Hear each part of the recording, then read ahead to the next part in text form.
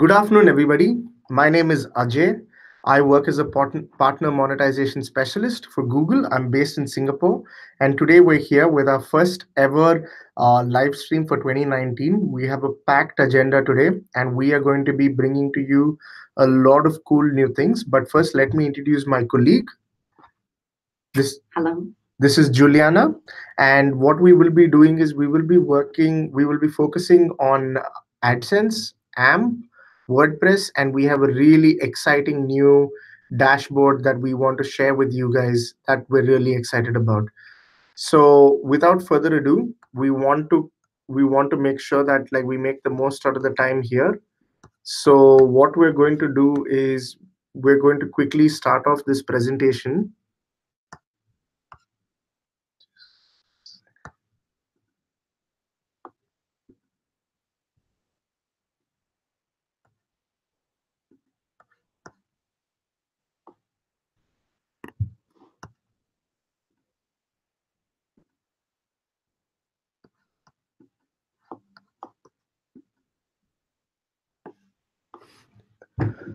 Okay. Um, like I said, good afternoon. My name is Ajay. We're going to start off with this presentation. And before we jump into this topic, this hangout is focused on our Indian audience. So what we want to do is give you some metrics about how India is doing as a market and what is the uniqueness about India. India has about 1.3 billion people in population, 29 states, 7 union territories, and 4 major religions with 22 official languages, the largest producer of movies in the world. 325 million middle class individuals. The average Indian speaks about 2 to 4 languages. 67% of the population lives in rural areas, and literacy rate is about 74%. So I think the most important thing for us to sort of understand about this entire market is that there are 400 million mobile internet subscribers, 308 million smartphone subscribers. So basically, if you look at it, there are 95% prepaid mobile market. Today, India is a $2.3 trillion economy, and it is the seventh largest economy in the world. The interesting thing about the audience that we are working with and the audience that we are looking at is that the audience is young. If you can see, majority of the audiences are between the age of 14 to 24. Below 25 age group, more than the population of Western Europe. So more than 50% of the age group is below 25, and it is the size of the whole of Western Europe. The Indian consumer is urban and non-English. So, for example, 33% of India's population is in urban areas. Mobile internet users, 70% mobile internet users are in urban areas. 200 million, almost all English speakers are already online. That is, 200 million people are English speakers and they're all already online. 80% online content is in English today. So, but the main thing is to remember is that the audience is a mix of both English and non-English, and majority of the growth is coming from non-English. The non-English speaking Indian speaks many languages. So, for example, Hindi is read by 40% and is India's largest Indic language, and the new internet user will be mostly non-English speaking. So, as a publisher, this is the kind of insight that we want to share with you so that you know how to focus on what kind of content you're making. So, in order to help you better prioritize your content and better understand which are the languages that you need to be targeting in order to capture the market. India has significantly large internet base. If you can see, India is almost at a 500 million mark, and it is second only to China. So I think this is the most important of all the information that we've shared up until this point. 85% of the current internet users are from mobile phones, which means that today 85% of all the internet users are using it on mobile phones, which means that the next 200 million users that will come online will be mobile first. And why is this important is because everybody is searching on their mobile, everybody is coming online on their mobile. So it is very, very important for you guys to sort of understand the importance of a good mobile website, about the importance of AMP, about discoverability, and how you can capture the market. Mobile phones and smartphone users in India. If you can see smartphone users in India and mobile phone users in India, 50% in 2021, total smartphone users of the total 50% in 2021, and India is ranked second only behind China in consumption of smartphones, right? So basically, if you see 50% of the users are going to be smartphone users by 2021. Now, the main thing before we start with all the products and everything that we're going to talk about, I want to speak about seasonality for a bit, right? The most important thing to remember is that seasonality is something that happens every quarter based on the market that you're from. So, for example, in Q4, we spoke about how Christmas can be a big seasonality, how the holiday season can be a big seasonality. But this time in India, we're going to have seasonality in Q2. And can any of you guess what that seasonality is about? These are the main things that you have to keep in mind. These are things that people are going to be searching for. These are things that people are going to be looking at. For example, you all know how famous the IPL is. You know that the cricket world cup is coming up, which is another huge interest in the country. The Indian elections is something that will definitely stir up a storm. And lastly, you have Ramadan, which is also happening in April. So the main thing to remember is that people will be looking for content around these topics. And if this is a topic that you are currently covering, it is very important for you to create content around this to make sure that you can capture all the incremental traffic. Please remember that if these are the topics that you are covering, advertisers are also looking for users who are interested in these topics, which means that these topics will be the most trending topics for the next 3 months. So you want to make sure that you're going to capture all of this through seasonality, which means that you'll have to create content around it. You'll have to make sure that you have done your research and you're providing good, useful, valuable information to all of the users. How can you be ready from this from a monetization standpoint? How can you be ready from this from an AdSense standpoint? Right? The main thing to remember is this, right? Ad size optimization setting, right? One of the main launches that we've done in 2019 is the Google ad size optimization. By opting into the ad size optimization setting, you can let Google automatically optimize the size of your ad unit on mobile. You don't need to create a new ad unit or change the ad code. You can also preview this by adding hashtag Google underscore responsive underscore slot preview at the end of your URL and to see what the ad preview will look like. So if you can see, I think the main thing to sort of remember is if you go to the optimization tab in your AdSense account, you will notice that there is an ad size optimization setting. So please make sure that you have two options. You can turn it on at 50% or you can turn it on at 100%. What Google will do is it will change your existing fixed ad sizes into responsive ads. So during seasonality, advertisers will be spending a lot of money and there'll be a lot of demand coming towards your pages, which means that if you have a fixed size ad, you could miss out on demand. So the main thing to keep in mind is to have ad size optimization enabled on your AdSense account so that no matter what ad size comes, you end up capturing the ad and making sure that you're providing your user a great experience, right? So please remember that ad size optimization setting can help improve performance. It can help you automatically convert all your fixed sizes into fixed ad units into responsive ones without the need of creating a new one. Your existing ad unit will change their size based on the location of the ad unit on the page and the orientation of the user's device and may show larger ads. More ads may be eligible to fill your ad units, potentially leading to increase in revenue. Start using ad size optimization settings in a few minutes. You can go to the optimization tab, go on the opportunities page in the optimization settings, select ad sizes, and then you have two options. You have optimize 100% and you have optimize for 50%.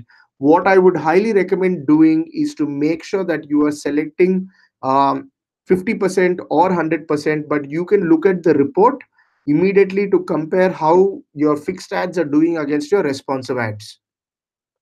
The main thing to sort of remember is the what doesn't get converted. This optimization setting only works on mobile optimized sites. In addition, we are unable to optimize the following. Existing responsive ads will not be optimized. I-framed ad units. This includes ads served through ad servers such as Google Ad Manager, which means that third-party ads or anything that is served through Google Ad Manager will not be optimized.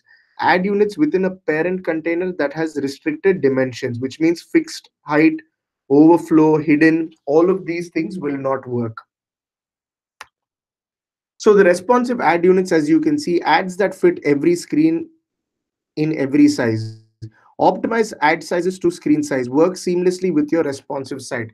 The main thing is to make sure that you A/B test the responsive ad units versus the dedicated ad units, and you can see the CTR will be higher on responsive units, and you will get a much better performance.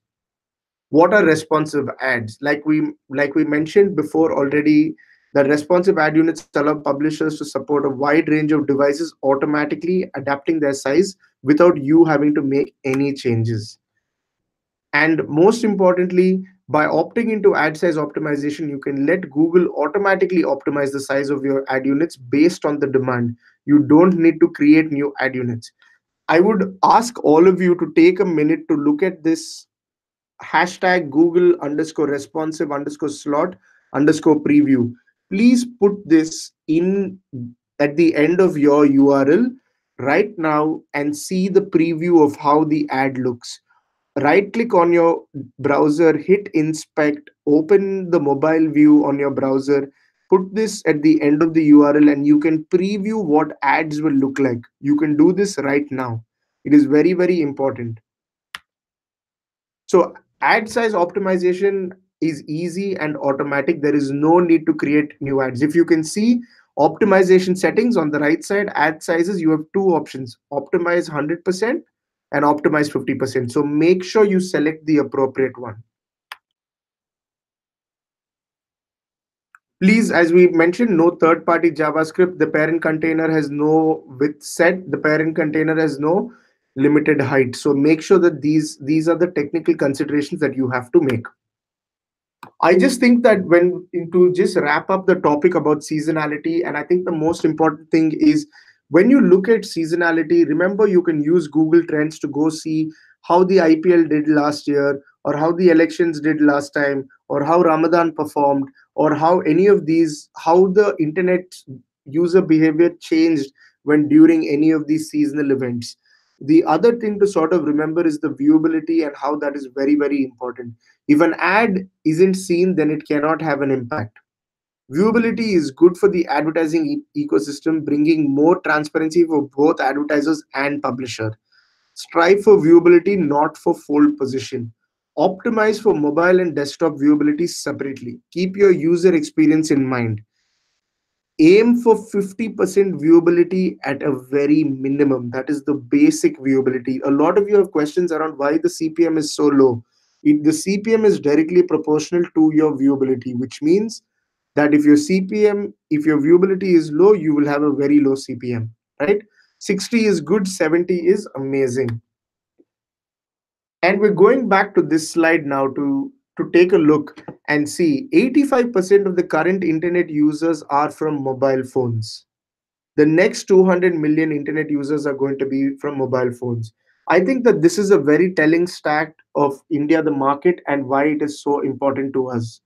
Um, I think that if you look at this number and see that 85% of the internet users are using mobile phones, you have a lot of questions. How can I capture this mobile growth? How can I capture the increased traffic from the seasonality?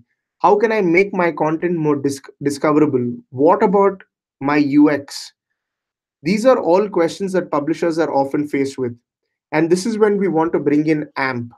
So, AMP is one of the best solutions that we have that can help make your content more discoverable, that can help make your content a better user experience. It can help you capture the incremental traffic from seasonality.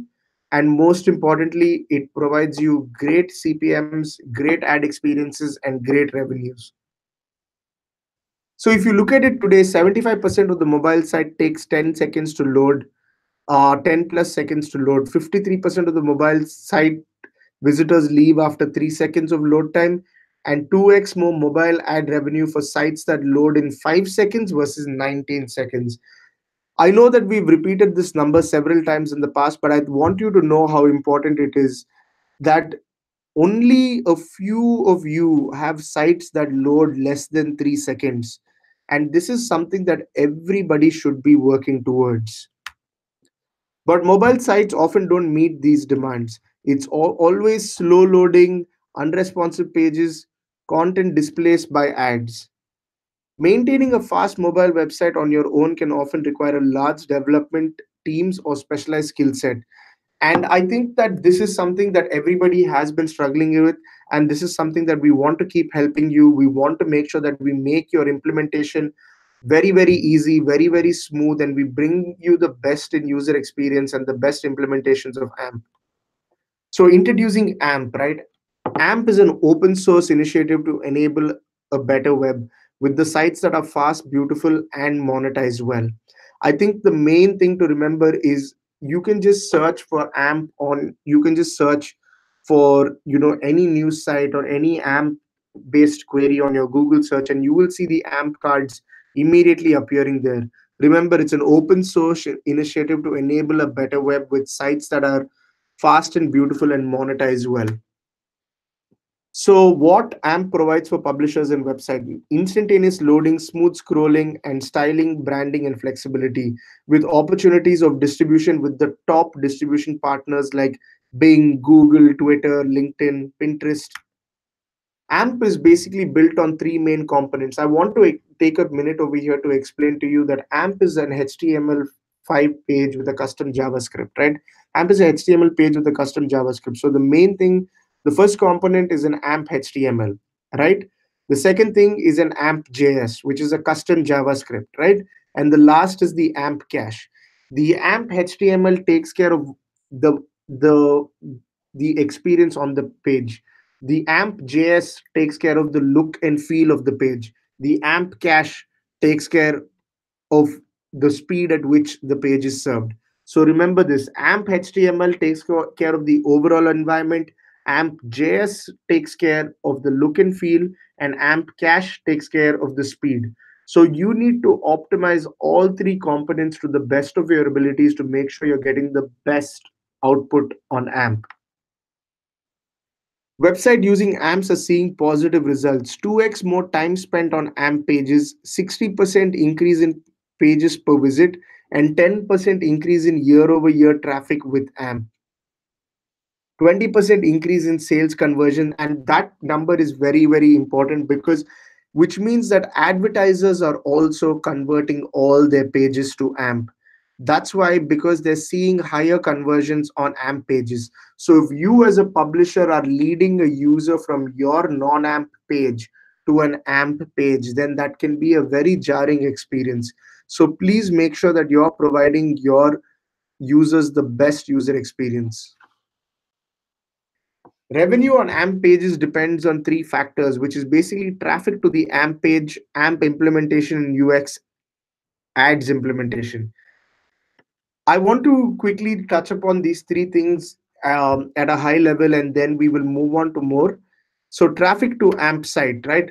Traffic flow to AMP pages is not just about coverage. Remember, AMP is just not about search traffic. Identify if traffic is being channeled to AMP pages, which is if publisher has a lot of direct traffic, ensure the home page has an AMP version. Landing pages, ensure that the top landing pages from organic and referral pages have an AMP version. Content exploration, if the user lands on the AMP page, be sure to provide navigation element and content recommendation to lower bounce rate. Ensure all links from AMP pages lead to other AMP pages. I think at this point I want to tell you one more important thing, which is very, very important, which we will cover a lot. You have to create an AMP canonical URL. You have to make sure that you have a canonical URL and you have an AMP canonical URL, because Google search will, whenever, if you don't have an AMP canonical URL, your normal website will be prioritized over the AMP page.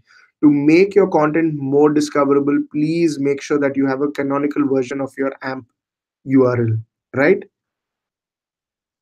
AMP implementation and UX. Ensure all AMP experiences is not hindering monetization opportunities. I think the most important thing to look at is the latest news. Evaluate overall UX. Did publisher convert top traffic pages into AMP? I think that one of the things that the dashboard that we are going to show you today is going to help you analyze your AMP pages much better. We have created this dashboard just so that you guys can open the dashboard, use it yourself, understand the data behind what it is that your AMP pages are doing versus your non-AMP pages, right? UI differences. Example, there is a way for users to continue browsing the site via menu, search, and related articles. Please make sure that AMP experience is not hindering monetization.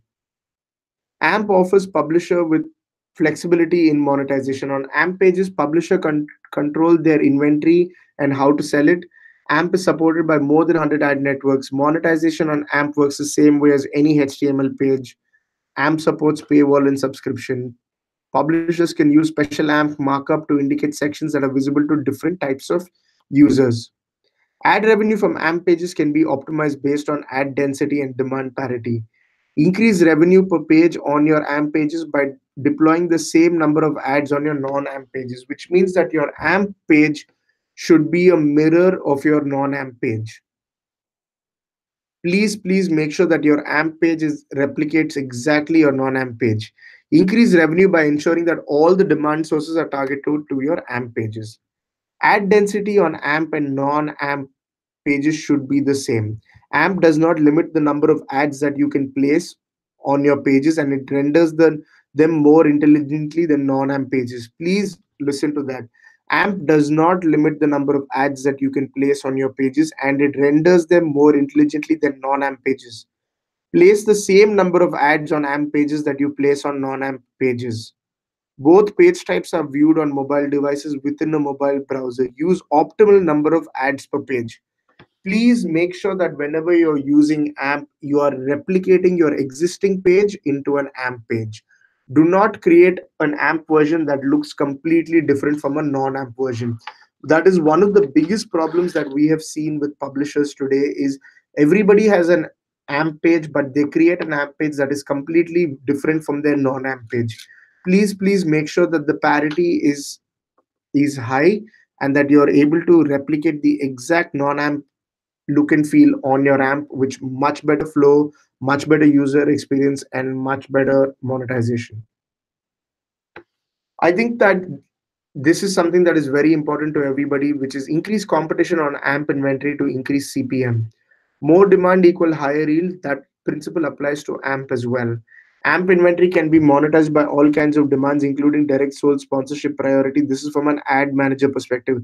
Make sure all the ad units that you have are targeted by all your ad networks or all your setups that you may have on ad manager. Everything is targeting AMP.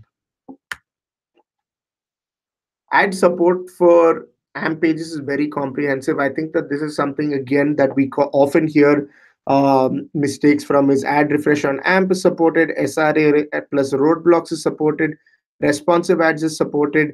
This is manual responsive ads. Please remember header bidding is supported, DMP integration is supported, exchange bidding is supported, IMA videos and auto ads. All of this is supported in AMP today. AMP format usage continues to grow. It's 6 billion total AMP pages that are available in the world today, 55 million AMP pages produced per week. This is already 30% more than it was in December, which means that everybody in the world is converting to AMP.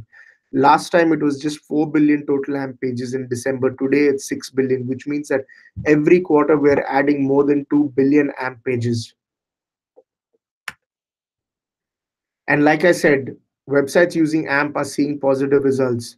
2x more time spent on AMP pages and 20% increase in conversion with AMP, which means that publishers are not the only people that are using AMP, even advertisers are using AMP, which means that you as a publisher have a duty to make sure that you are providing that user experience so that your advertisers are able to target the right users with the right ads.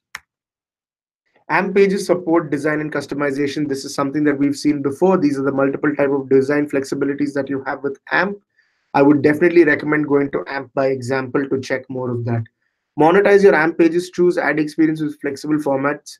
There are 70 plus different providers that monetize on AMP, so it's not just us. Please make sure to go through all of them. If you can see that these are the different types of ads that are supported over here.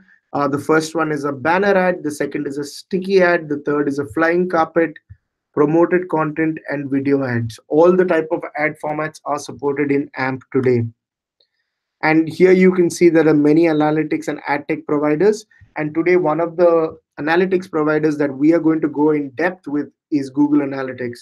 And this is something that we are very, very excited about. And we will definitely look forward to that part of the session. I think the last thing is please make sure to go to ampproject.org and look at all the examples that are there. Please understand that this is an open source initiative to make the web better and help drive as many conversions as we possibly can. Right? Please make sure your content, you will be able to make your content more discoverable. You will be able to maximize your organic search ranking. You will be able to make more money because of higher eCPMs, and you're providing a great user experience. AMP is a library to build user-friendly websites. Please don't forget that it is not a product that is owned by Google. Like for example, this is a beautiful mobile experience that is created on AMP. You can look at AMP by examples to make sure that you understand how to build this navigation flow like the way this website has done it. And you can build that similar experience into your desktop as well. Build with AMP for your desktop so that you have consistency and parity across both sides. And ampproject.org is another example of how it can look really great on both desktop and mobile. So AMP offers you elements to build rich and comprehensive web pages, basically personalized user journey, extension of user journey, personalized content, social sharing, and new interaction. AMP is not just about search landing pages. Please remember that. So if you can see that these are the different views that you can have on AMP, which is a gallery view, pagination, or responsive, whichever serves your purpose best, please go ahead with that. And lastly, think about AMP by plus PWA, which is basically progressive web apps and AMP pages work great together. In fact, many cases they complement each other in a way or another. You can use AMP plus PWA together, enable PWA features for AMP pages, right? I would highly recommend doing this. And please make sure that you go read more about this. We'll share the deck with you, and there's a lot more coming on this session. But I just want to recap and just say, remember, 85% of the users online today are on mobile. The biggest seasonality that we're going to see in the next coming months is going to be IPL, the Cricket World Cup, Ramadan, and the Indian elections. How can you make your content more specific for this? Go to Google Trends, see how the last years have performed, see where you can get content ideas. Use ad size responsive to make sure that you are opened up for all the demand. And lastly, make sure that you explore the opportunity of you create an AMP page, but I know a lot of you have created AMP pages before. The idea is to make sure that you change all of the links on your existing mobile site into AMP links. In that way, you will drive more traffic to AMP pages, and you will see that the CPMs are much better on AMP. Having said this, I'm going to pass the torch to James, and James is going to take it away from here. Over to you, James. Hey guys, thanks for being part of the Hangout today. So I'm just going to briefly talk about AMP and WordPress. So we've collaborated with the leading industry names in WordPress to build the official AMP plugin. The plugin easily allows WordPress users to adopt AMP. So on the next slide, you're going to see the evolution of the plugin. So you'll see the plugin operates in 3 different modes, allowing the users to choose the best option to suit their website. I'm going to tell you about each mode at the next slide. So we'll start off by talking about classic mode. So classic mode provides an easy introduction to AMP. All content is automatically converted to AMP valid content where possible. Any non-AMP valid content is stripped out automatically. To ensure compatibility, classic mode uses a basic look and feel. It doesn't match your existing WordPress theme to ensure compatibility. Classic mode also means you will have an AMP version of your website running alongside your non-AMP version. So in the next slide, I'm going to give you a quick demonstration how to install and activate AMP Classic mode. In as little as 2 minutes, you can have AMP working on your website. To start, you just log into your WordPress dashboard, you click on plugins, click on add new, and do a search for AMP. Once you find the official plugin, you'll see Google as one of the contributors. Click on install, activate, and that's it. This is most suitable for websites that have static content such as images and text and not too much custom JavaScript. So next we're going to talk about paired mode. So we get a lot of questions about paired mode and how to make your WordPress website look the same on AMP and non-AMP. This is where paired mode comes in. So paired mode offers consistency. Your AMP theme matches your WordPress theme. So it's best suitable if you find an AMP valid WordPress theme. It also provides error reporting. So the plugin highlights any non-AMP valid content. It also allows you to choose whether you want to accept or reject that this is non-AMP valid content. You can also enable AMP for particular content types, such as pages, posts, categories. What we would recommend is, even if you're not 100% ready for AMP across your full website, you can activate AMP in just a blog or a news section of your website. Also, there are various WordPress themes that are AMP ready. So you can certainly have a look, browse yourself, or look on the official plugin website, which provides some themes to make you AMP ready. Also, regards delivery, when you use AMP in paired mode with the WordPress plugin, you will have an AMP version of your website running alongside your non-AMP version. So next we're going to talk about using the official plugin with native mode. So with native mode, you have AMP first. Your website is 100% AMP where possible. You'll see in the image here, in the illustration, there's a 100% AMP website. It's canonical AMP. They saw the uplift in AMP. They're using WordPress. They installed the official plugin, and they're using 100% AMP using native mode. So with native mode, you have automatic conversion. So any non-AMP valid content is removed. The appearance matches your WordPress theme. So it's important to look for a WordPress theme that is AMP compatible. Again, you can choose different content types, pages, posts, and categories to be delivered as AMP. So with regards to delivery, you'll have AMP first. So your URL will be an AMP URL. So in this case, tasty.co is an AMP URL. On the next slide, I'm going to show you how to validate AMP content. Using the official AMP plugin, the latest version of the plugin, it's easy to spot non-AMP valid content. So I'll just show you on the next slide now.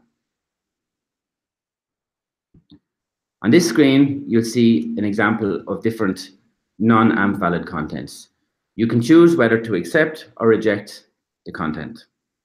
In native or paired mode, it may require troubleshooting and validations. The plugin is here to support you. The plugin has inbuilt compatibility tools to help you spot these errors. It also highlights the source of the error. You could have a navigation menu that uses custom JavaScript or any other feature that uses custom JavaScript. Using this tool, you can easily accept or reject that the functionality won't work in AMP. So the goal is to minimize your efforts in troubleshooting and help you build an AMP-compatible website. In the next slide, I'm going to talk about adding analytics to your AMP page. It's one of the questions we get a lot from users of AMP. So using the official plugin, there's a dedicated section with analytics. In this dedicated section, it provides a little brief introduction how to add analytics. AMP supports over 50 plus analytics vendors and counting. You can see the full list on the ampproject.org website. And using this section of your website, it also provides you a little snippet you can copy and paste into the section below. In the next slide, I'm going to just show you there's an official website for the AMP official plugin for WordPress. In this website, you'll see that you don't have to compromise on quality and you can build a website that loads fast and looks beautiful in AMP. Also on this website, you'll be able to see a showcase of websites using the AMP plugin. You'll be able to see some themes and plugins. You can also use it as a resource to find some documentation and case studies. So you can use it as a reference point when developing your AMP website. So in the next slide, I'm going to run through, we have some user submitted questions. So one of the most frequent questions is, how frequently do Google bots crawl our AMP pages? The answer to that question is Google crawls and indexes AMP pages at the same rate as regular pages. Another question we get is, how can we make a homepage AMP with the official AMP plugin? With the previous version of the plugin, it delivered AMP for particular pages and posts. So if you use the official plugin in paired or native mode, you can make your homepage or category pages AMP compatible. And that's why we always recommend trying to achieve paired mode rather than classic mode. So with paired or native mode, your AMP content looks the same as your non-AMP content. It matches your existing WordPress theme. Also, lots of our users are using classic mode, which provides a basic AMP template for pages and posts. It doesn't show blog posts or widgets, which is why some people say, how can I make my homepage AMP? So just check out paired mode or check out native mode. So the next question is, what's the best way to implement AMP on my WordPress website? So as I showed you in previous demonstration, it's as easy as installing the plugin. We always recommend using a staging website or maybe a local version of your website. The next step is to test out the different modes between paired, classic, and native. Test out the different functionality and work through any errors that the plugin might highlight. Whether it's a navigation menu or a slideshow, the plugin is there to help and it can just highlight any non-AMP valid content. The next step, I would always suggest people to ensure ads are set up and working as per their non-AMP URLs. An alternative to these three steps is to set up AMP on a small section of your website, such as a blog section or a news section. So the last question I'm going to run through is, many larger publishers with technical resources use AMP, but why should smaller sites adopt AMP? For smaller website owners, AMP brings the same benefits, which all result in faster loading websites with more ads being served. The WordPress plugin also makes it easier to adopt AMP without the need for the same technical resources. Some of the benefits of adopting AMP for smaller or larger publishers are improved bounce rates, meaning more viewers remaining on your website. It means making use of the AMP content delivery network. Websites using AMP are benefiting from this content delivery network, meaning visitors to their websites are being served the websites from the nearest delivery point. Also, publishers using AMP will see improved server performance. AMP reduces the load on their own servers with content cached on AMP servers. I'll just run through one last question.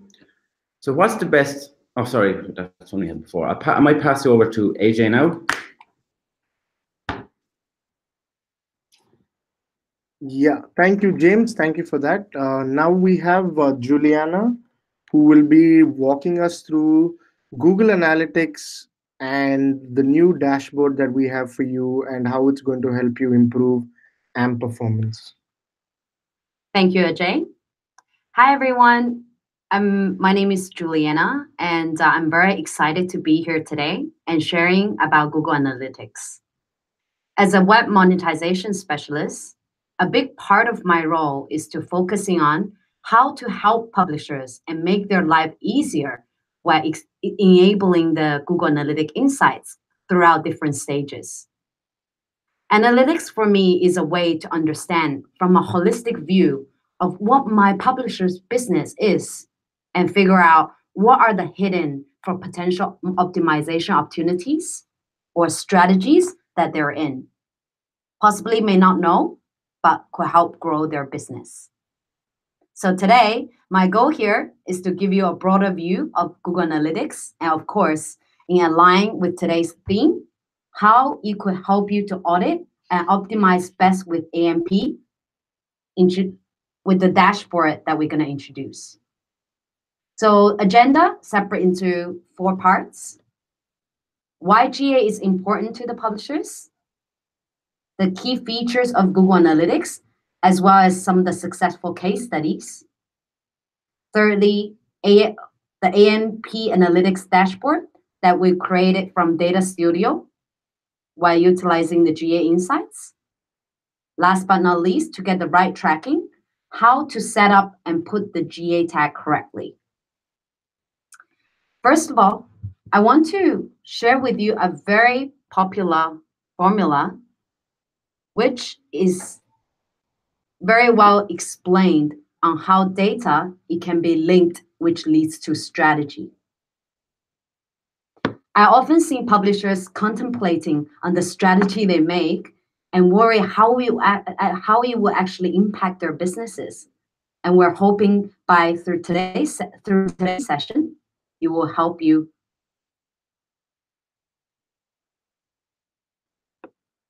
First of all, I want to share with you from a more in the web world. Google Analytics has been a powerful tool across both advertisers and publishers.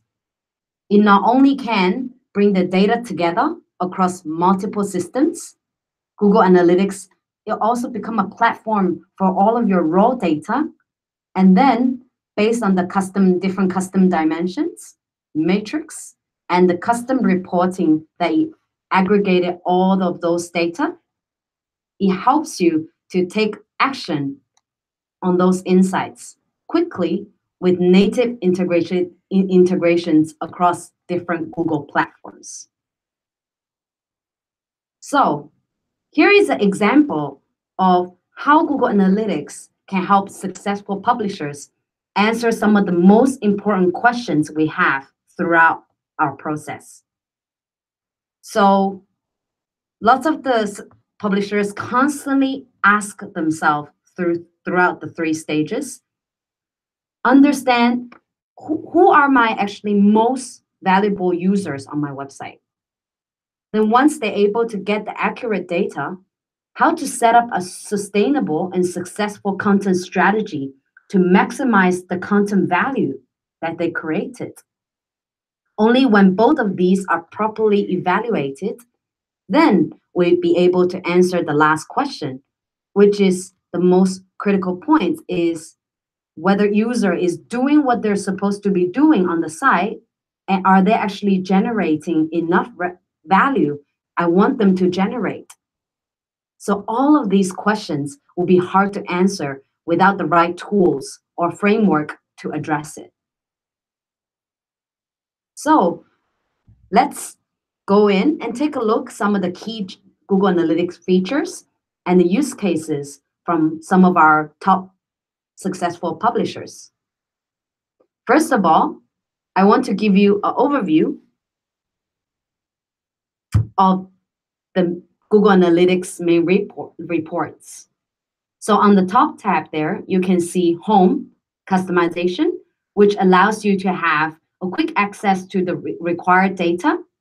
And please remember, these can be customized. And the real-time data, which you can see in the real-time tab, which you can see some of the unprocessed raw data in the real time. For example, you can see in the real time how many users or viewers are currently browsing through your site, and then what pages they're on. So some of the main reports like audience, acquisition, behavior, conversions, I will actually provide a more deep dive because they are very valuable in our insights gathering. Firstly, you can see on the left-hand side, the audience report. So it actually typically tells who your users are. Where are they accessing to the website? What devices are they using? What age group are they in? And a lot of us, we often ask, are those users are new users or returning users? So from the acquisition standpoint, some of the highlights, it will be, because it is a report that could tell us which traffic source of our users coming from. So the typical questions that we often can find out through this acquisition report is, for example, like which media campaigns are performing the best? Because that directly leads to which source that we want to invest more heavier on. What is the ratio of the users coming from organic search? Should we actually pay more attention in that? Which social channels bring more users to your website? Should we invest a bit heavier on that to acquire more users? There are several levels of data involved. So all of this data, it could separate into first level data, second level data, third level data. So to deep dive, like to share with you, first level data, it could be like traffic source, users page level behavior, like bounce rate, average session duration, page per session, etc. And the second level data, we could deep dive into which pages publisher stays the longest, and if it's from referral, where is it actually from? Okay, so the behavior report, the third one, it actually tells us what interactions the user has when they're actually on your website. So the typical questions that Google Analytics can play a big role here is, for example, how long are users staying on the pages? Which pages are they actually accessed the most? Because for the publishers who actually have different editors that creating your website content, to have a very holistic view of which pages, what kind of content users are mostly attracted to, it helps you to form a very good content strategy also. And some of the other important questions, like what interactions are made by users, is very much focusing on the detailed activities the user perform on your site. So in here, I want to highlight a very, very important like graph. It's called behavior flow, because it actually tells us as a publisher how user react and click based on the different content when they go browse through the different pages and when they exit your website. Because only through all of these insights, then we'll be able to translate them into and have that linkage to make proper monetization moves. Last but not least, which is the conversion.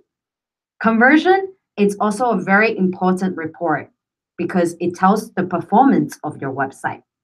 All of us were looking for conversions, because for some of the website that focusing on products, e-commerce, or some of the other verticals, then some of the key questions like which products are sold the best, how many users are completed key actions on your website.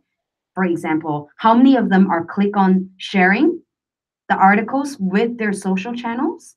How many users dropped out in the checkout funnel? So all of these, you can actually set up an enhanced tracking to record this for you to make sound decisions.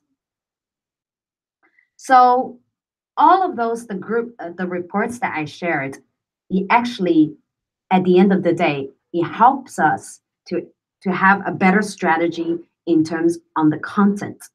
So I want to take content grouping as an example here to give everyone a view. So content group statistics are available in the GA itself in the content reports, which offers content grouping as a primary dimension. In this, publisher, you can use a content group as a dimension in custom reports.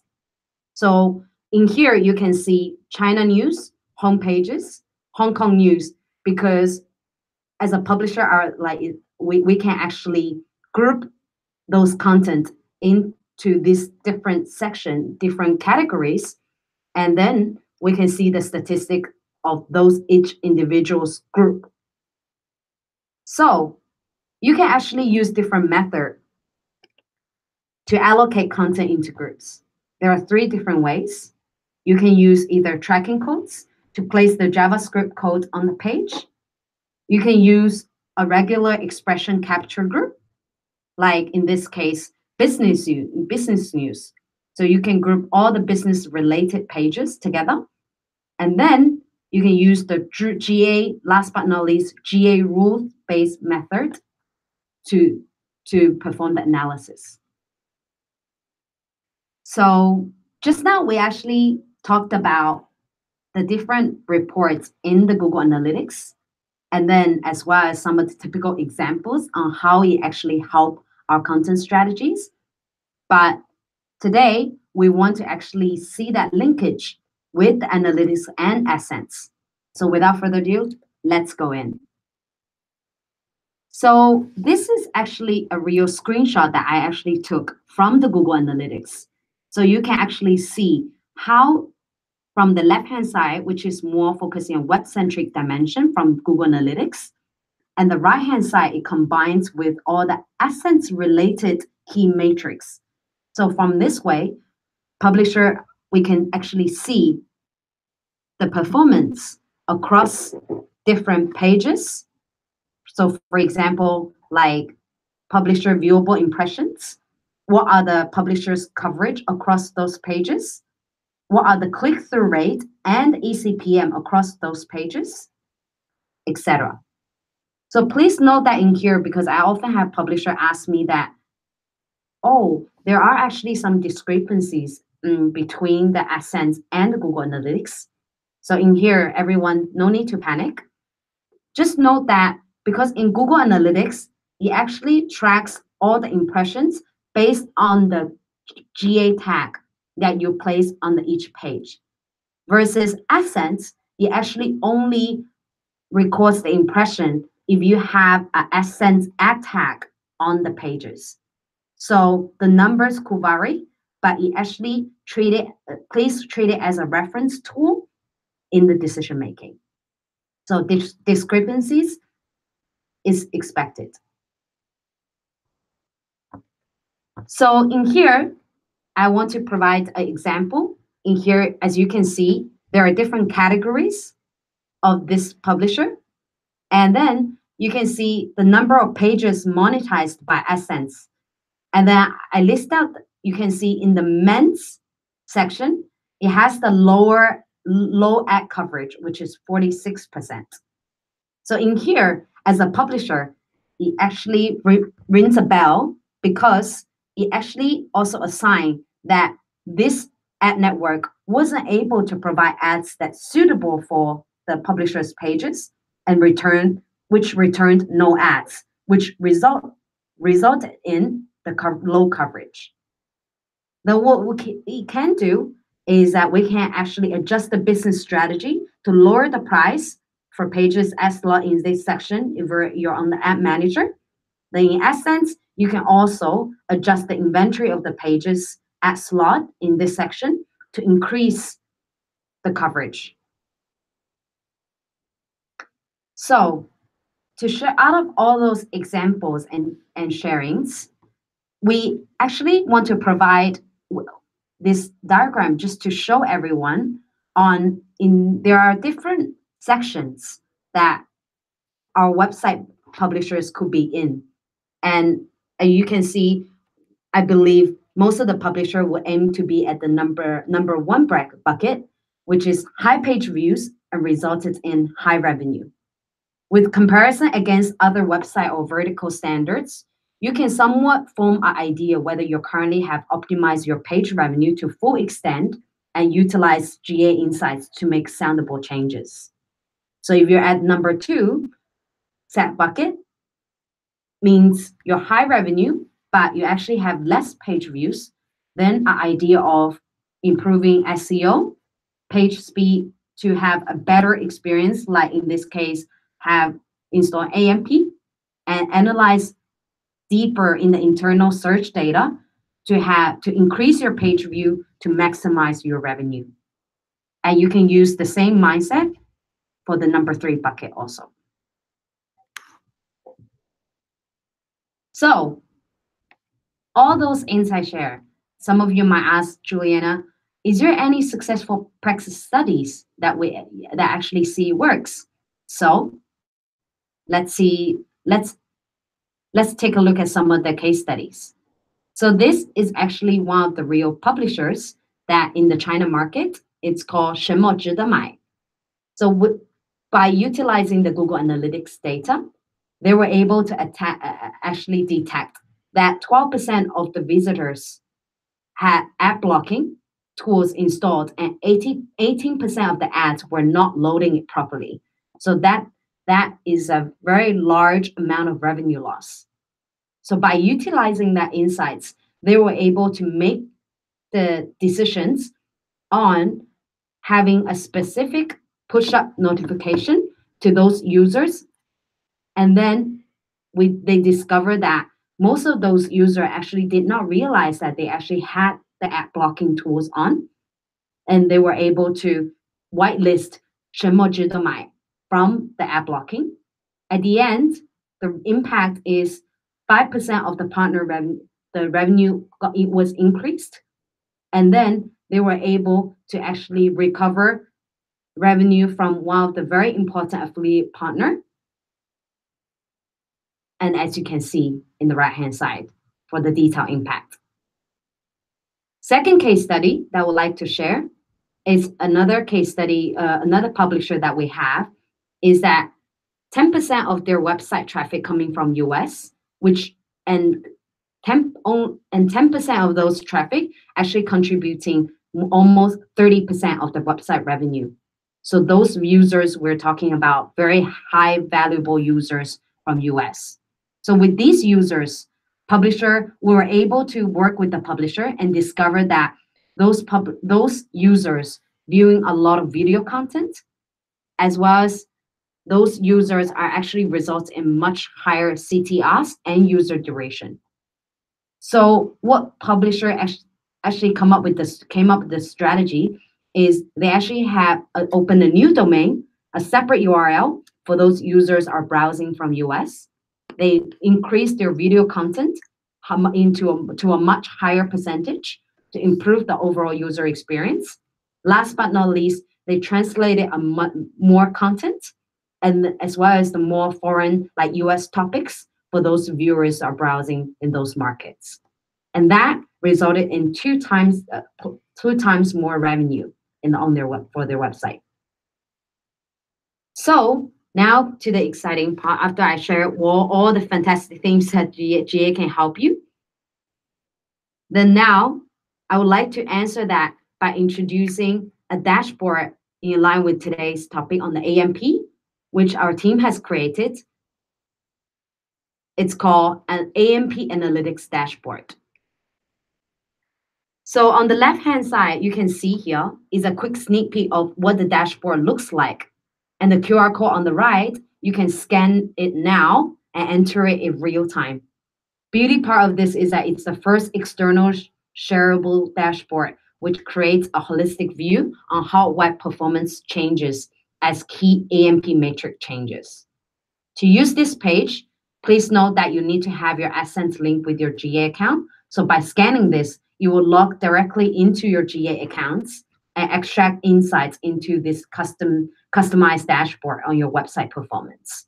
Let's break them down quickly. At the top of that dashboard, you will see these 3 drop-down menus that allows you to toggle and make changes to have more customized view. The first left is for you to pick the GA tracking ID that you like to view on. And please note here, if you have multiple websites under one publisher ID, then you can group them into one. Then in GA, you can separate the view based on different URLs. Middle column, you can actually set the time so you can view the performance during the certain time frame that you like. On the right-hand side, it's for the AMP versus non-AMP comparison. If you move down, then there is a dashboard that breaks down into all the AMP key metrics that you actually you can have a very big impact on, like bounce rate, average page loading time, page per session, and average session durations. So in here, The darker blue are showing your current performance, which is from the timeline that you set it. And the light blue is actually from the performance in the last year, in the previous year. So moving down, then it will be a table that actually shows the top pages that you should optimize with AMP, because we often receive the question from publisher that, I actually want to test it out some of the AMP performance, and what are the pages that I should first optimize or first implement AMP before I do the AMP canonical. Then for those publishers, here is a solution for you. So these are the auto analytics that we actually extract by utilizing the Google Analytics, showing that these are the pages that resulted in highest page views, but then their average page loading time needs some work. Moving down, you see the publisher matrix here. So this one, it actually, by linking with your AdSense, it allowed you to have a view on how the publisher revenue, ECPM, impressions, and viewable impressions have impact across each other. So the correlation among those are also very important for us to take into consideration before we implement the AMP. Last but not least, which is something that AMP can provide a big value on the website speed. So in here, you can actually see some of your current performances, as well as how the website speed can impact on your page publisher ECPM, revenue, impression, and the view impressions of your website. I hope that all of you are excited now. So please remember, after this session, then go try out the dashboard, share with us the feedback, and then, of course, based on those paid findings, implement AMP accordingly. Last but not least, I want to also emphasize on the tracking, because without the right tracking, all of this could result into the wrong data. So in here, there's a detailed guidelines on how to deploy tags with or without the Google Tag Manager. So please take a look at this. And if you're looking further, with this, you can paste this code on the screen in your AMP pages and just change the value of the GA tracking ID into your website GA tracking ID. And then paste this code in the viewpoint at the moment into your web page's header section, and change the value of the GA tracking ID into your own GA tracking ID. And this one is very important, everyone, is that the location of where you should put the GA tracking code, please remember to put it after the opening head tag. Because if you put it at the bottom of your pages, it could result in discrepancies of the GA stats. Okay, so here is the end of my sharing. And now I hope all of you, it gives you everyone, I hope all of you got more out of today's sharing about Google Analytics as well as the AMP dashboard. I'll pass it back to Ajay. Thank you, everyone. Thank you, both James and Juliana, for sharing this. I just want to take a minute to spend some time on this slide where the QR code is. If you all can take your phones right now and point towards the screen, you will be able to open this dashboard as long as your analytics is linked with your AdSense. So please make sure to point your phone at the screen and try to open the dashboard. I'll give you guys a minute to do that so that you can go ahead and look at the dashboard. Meanwhile, we are going to just jump into a couple of quick questions. We have tried to answer as many questions already, but we can definitely take some more. Uh, so yeah, has just going to wait another minute to make sure that everybody has pointed the QR code. We will put the link of the dashboard in the description as well. So please make sure to see it from there. Okay. So first question, James. I think this question's for you. Okay. Uh, Okay. AMP designing with official plugin is very limited. Please improve design and add off-canvas menus. Add support for custom buttons. Plugin should be complete. So, is there any feedback from you, James, on this? Yeah, well, we've improved the plugin a lot since its early days, and we kind of leave it to, if you use a supported theme, there's a lot you can do with the plugin. You can add your own buttons and features. So we kind of leave it to the developers to decide what they want to do with the plugin, and it's there to support you with the error validation tool and inbuilt tools to tell you what will work, what won't work, even before you activate it. So yeah, it's a fully featured tool to add your own buttons and products, and certainly look at the different themes and plugins that can help support your functionality and what you're looking for. Yeah. So, thank you, James. I think we have another question for you as well, James. Okay. Yeah. So, the next question is, I used AMP plugin on my WordPress website few months ago. There was a sudden drop of traffic in analytics and AdSense also. So I decided to use the responsive theme as I was previously using. What is the difference in responsive and AMP? Means why we need AMP as we already are having a mobile friendly website. How is it beneficial for me to use AMP rather than the responsive theme?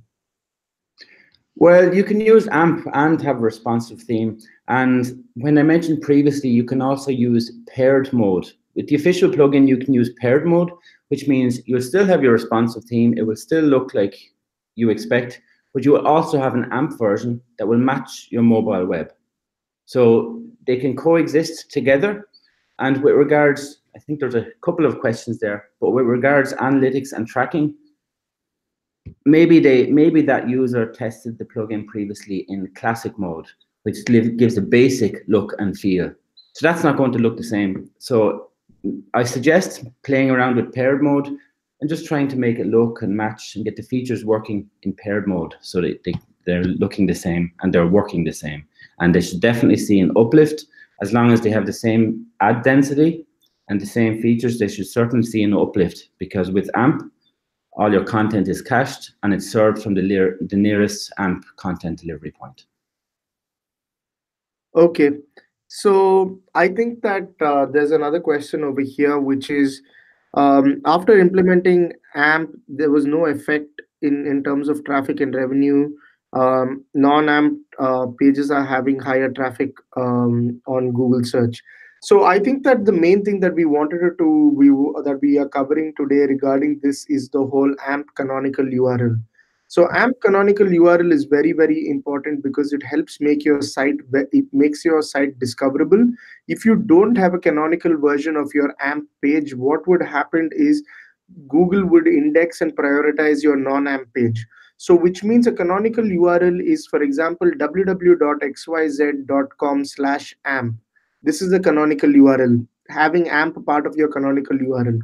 So this way, what happens is Google can index both your non-AMP and AMP pages and make sure that you're getting the most and best revenue from it. Um, I already have 3 ads on my page. Can I add auto ads also? Yes, sir. You can add auto ads also, even if you have 3 ads on your page. Regardless of how many ads you have on your page, you can add auto ads, because auto ads will only trigger if there is demand, and if there is demand, and if there is space to show another ad, auto ads would trigger. Please remember, auto ads will analyze the structure of your page and then decide whether where to place the most relevant ads. So it doesn't matter how many ads you have on your page, you can still add auto ads. In fact, we recommend everybody to add auto ads at the header of all their pages, so that in case there is a potential opportunity for demand, auto ads can trigger. So there is another question, and I think this is probably for Juliana. What is the best report to compare AMP versus non-AMP on Google Analytics? Um, Good question. So for the AMP and no AMP, it actually has the separate URLs where you actually in the report itself, you can actually see the very detailed URL breakdown. But in this case, because we have the dashboards available already, you can actually go on to just now the drop down menu, the top right one, you can separate into AMP versus non AMP to compare the performance. Because the dashboard itself, it actually we just what we did is that we try to make your life easier by extract all the information from Google Analytics and put them into a much better viewable view in the data studio for you to see it.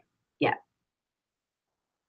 There is another question, which is even after implementing AMP on one of my sites, I think, and there is an impact in the SEO, and there is the impact from an advertising standpoint. What is the other reason for me to use AMP? I think one of the main things to remember is 85% of the users are on mobile today, of which majority of them are searching on Google search. Yes, you may have a good website and it's already high up on the organic ranking, but the fact that if you have AMP, even before the organic results come up, you have an opportunity to capture the user. AMP is not just for good user experience and good revenue. It also helps you identify new users. The main thing is AMP opens up your website to a complete new audience that you did not have access to before.